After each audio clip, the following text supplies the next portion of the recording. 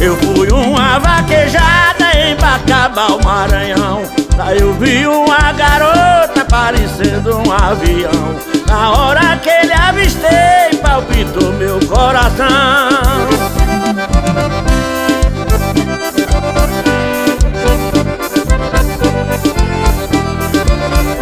Morena do cabelão, de um corpo desenhado, a boca linda e pequena, o nariz bem afilado. Só em olhar para ela eu já tava apaixonado.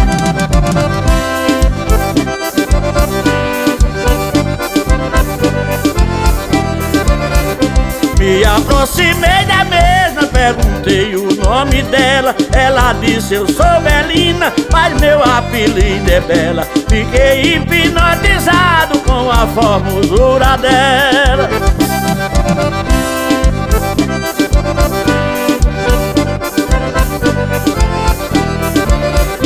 Aí perguntei pra ela: quer ser minha namorada? Ela aí me respondeu: nunca amei nem fui amada. E disse: eu também tô loucamente apaixonada.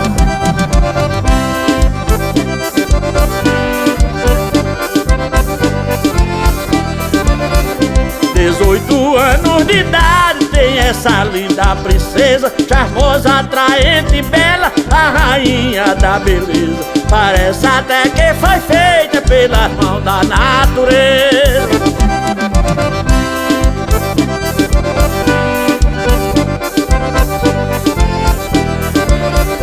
Já faz 1 ano e 6 meses que eu lhe dei meu coração. Também aceitei o seu, vivo louco de paixão. Somente a morte é quem faz a nossa separação.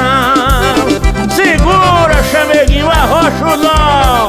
Vai aqui meu abraço a Joãozinha Boiador e Jane em Santa Cruz do Capibaribe e Leonardo a Boiador. Meu abraço mais uma vez a meu filho Pepe e seu filho Enzo Gabriel.